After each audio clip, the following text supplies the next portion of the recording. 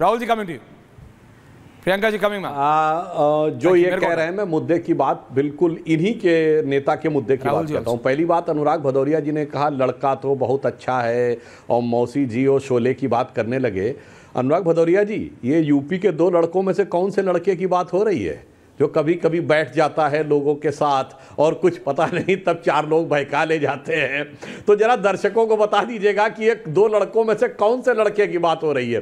वो लड़का जो बड़का हो गया नेता प्रतिपक्ष बन के, या वो लड़का जो छुटका हो गया यूपी में नेता प्रतिपक्ष था और वहां जाके अब नेता प्रतिपक्ष के पीछे खड़े हो गए? अब आपके नेता यानी छुटका नेता अखिलेश जी की बात करता हूं। ये बताइए, अपराधी की जाति तो पूछना तो ये तो छुटका नेता नहीं है, वो हुआ सवाल है। देश के बड़े नेता है, यूपीएसटीएफ का डिटेल भी आ गया।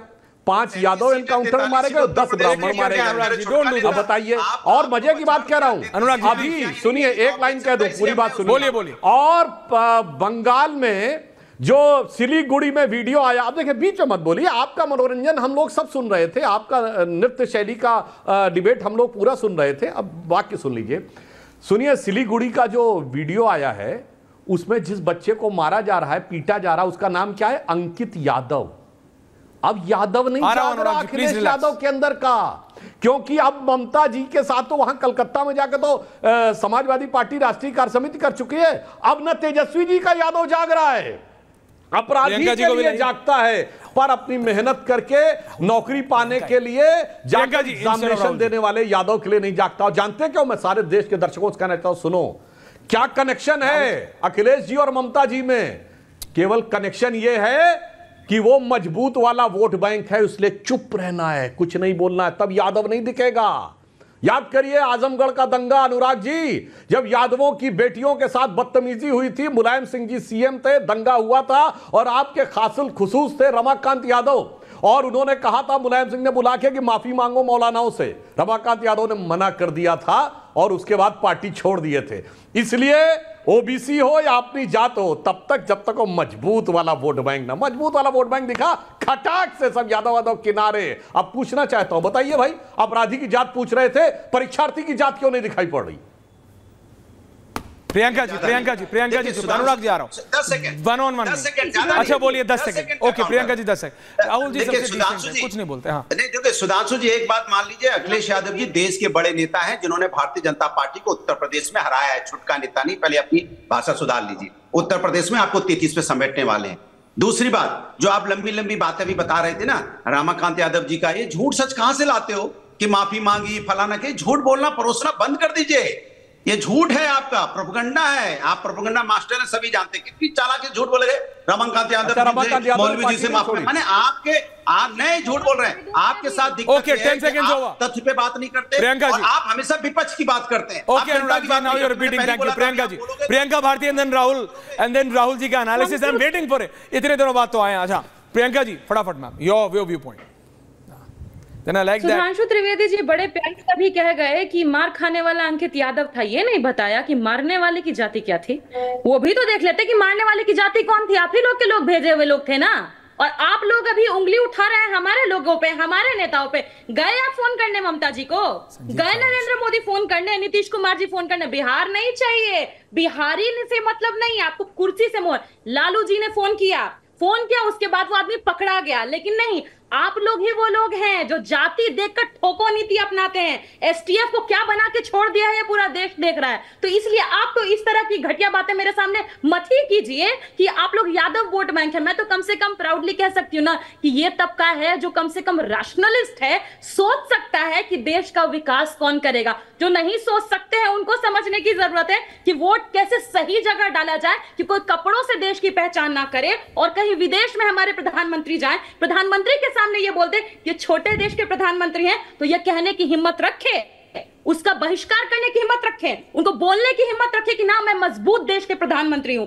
इस तरीके से वहां पर भर भर के बोरा में लेके जाते हैं महिलाओं को, वो मोदी मोदी करवाने के लिए। और वहीं उड़ीसा में 80 साल की बुजुर्ग महिला 2 किलोमीटर घसीट घसीट के वो महिला जाती है वृद्धा पेंशन पाने के लिए। 2 भारत बना दिए हैं आप लोगों ने, और इसीलिए आप कपड़ों से पहचान करते हैं, जाति से पहचान करते हो, जाति देख के मार खिलवाते हैं। ये आप लोगों की राजनीति है, और इस गंदी राजनीति का बहिष्कार देश कर रहा है, तभी नरेंद्र मोदी जी का वोट कहां से कहां लुढ़क गया ये देश देख रहा है। किशोरी लाल जी से भी कम वोट आए हैं उनको।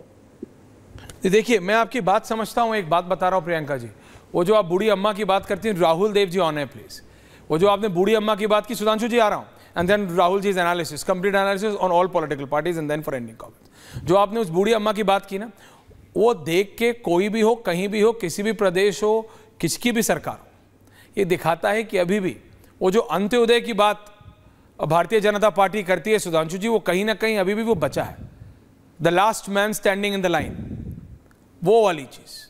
नाउ सुधांशु जी, आप काउंटर कर रहे थे। हाँ, देखिए, मैं कहूँगा प्रियंका जी को राष्ट्रीय चैनल पे गंभीरता से विषय रखना चाहिए। कोई ज़रूरत नहीं है ये खराब, घटिया और झूठा ये सब शब्दों का प्रयोग करने का। मैं पूछना चाहता हूँ, तमिलनाडु के तो मुख्यमंत्री ने क्या बोला था बिहारियों के लिए? हम तो वो शब्द, हम किसी काम को छोटा नहीं मानते। उन्होंने कहा था यही काम करने के लिए आते हैं। तो बोला था लालू जी ने स्टालिन को, चुप।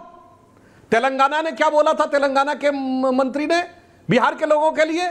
तो बोला था चुप, कांग्रेस के साथ। इसीलिए मैं कहना चाहता हूं, और आपकी पार्टी बहुत बढ़िया है। हम लोग बचपन में थे तो कहा जाता था लालू यादव जी गरीब गुरबा के मुख्यमंत्री हैं, और आज गरीब गुरबा का परिवार बिहार का सबसे अमीर परिवार है, जिसके ऊपर सैकड़ों करोड़ का नोटिस है। दिल्ली में भी कहा जाता, आरोप है कि दिल्ली में फार्म हाउस है, आरोप है कि जमीनें ले ली हैं, और इनका सामाजिक न्याय कितना जबरदस्त है, और अपनी जाति के लिए कितना जबरदस्त अनुग्रह है कि जब कुर्सी छोड़नी थी तो कौन नजर आया?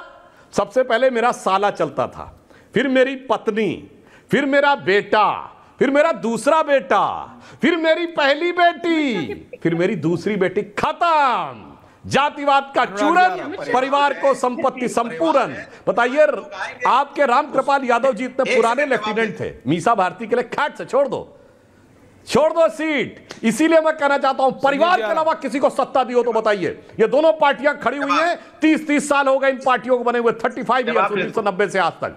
राष्ट्रीय अध्यक्ष और मुख्यमंत्री का पद मिलेगा तो किसी यादव जाति के व्यक्ति को नहीं मिलेगा, सिर्फ हमारे परिवार में रहेगा।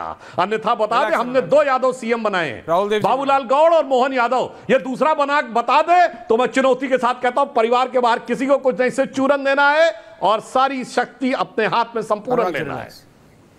ओके, राहुल देव जी, नहीं आप हमेशा जवाब देने के लिए तत्पर है। एक सेकंड, रिलैक्स। अरे please learn from your partners. Arvind Kejriwal ji की पार्टी के देखिए विधायक शांत बैठे, रिलैक्स। राहुल देव जी, आपने आम आदमी पार्टी को सुना, आपने भाजपा को सुना, आपने समाजवादी पार्टी को सुना, आपने आरजेडी को सुना। मैं आपका एनालिसिस चाह रहा हूं, एंड देन देखिए, अब मैं हर बार ये कहना पड़ता है कि भाई अलग अलग पार्टियों के प्रवक्ताओं का काम है अपनी पार्टी का बचाव करना, दूसरे पर हमला करना, तो वो हो रहा है। उसके काफ़ी सब सुपरिचित है, सारे तर्क हम पहले भी सुन चुके हैं, आगे भी ये सब दिए जाते रहेंगे, और सबके पास ये अपनी अपनी सूचियाँ हैं दूसरों पर हमला करने के लिए, आरोप लगाने के लिए। तो अब उसमें कोई तथ्य नहीं है। मोटी बात यह है, अगर हरियाणा की जैसे बात वहाँ से शुरू की थी हमने, तो ये बात तो बिल्कुल ठीक है, और ये कि भाजपा विरोधी वोटों को काट कर आम आदमी पार्टी कांग्रेस के ही कोई नुकसान पहुंचाएगी, ये बिल्कुल साफ साफ है, इसमें कोई किंतु परंतु की गुंजाइश नहीं है। और दूसरी बात यह है कि वो अपने को राष्ट्रीय पार्टी मानते हैं, और वो हैं भी, क्योंकि अब 2-3 जगह उनकी सरकार हुई है। तो वो हरियाणा स्वाभाविक तौर पर पंजाब और दिल्ली के बीच में पड़ता है, तो उनका अगला निशाना सरकार बनाने के लिए, मजबूत होने के लिए, पार्टी के प्रसार के लिए हरियाणा ही हो सकता है।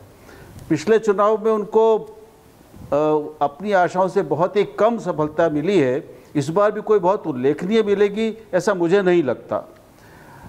दूसरी समस्या ये है कि जो इस पूरे इंडिया गठबंधन की समस्या है कि उसके अलग अलग प्रदेशों के स्तर पर जब आता है मामला, तो उसके आपसी अंतर विरोध और विरोधाभास और परस्पर हित इतने टकरावते हैं एक दूसरे से कि वहाँ पर दोनों का फायदा भी हो जाए, गठबंधन का भी फायदा हो जाए, और किसी को नुकसान भी ना हो, ये असंभव जैसी स्थिति है। तो ये दुविधा, ये असमंजस हमेशा इस गठबंधन के साथ रहने वाला है, पहले दिन से है, वो अंत तक रहेगा। इसलिए हम चाहे आप बंगाल का उदाहरण ले लें, आप महाराष्ट्र का उदाहरण ले लें, आप कहीं और का उदाहरण ले लें, हरियाणा, पंजाब, सब जगह यही स्थिति है। बोलिए अनुराग जी, बोलिए। 2 चुनावों के नतीजे चल ही रहे हैं। सुधांशु जी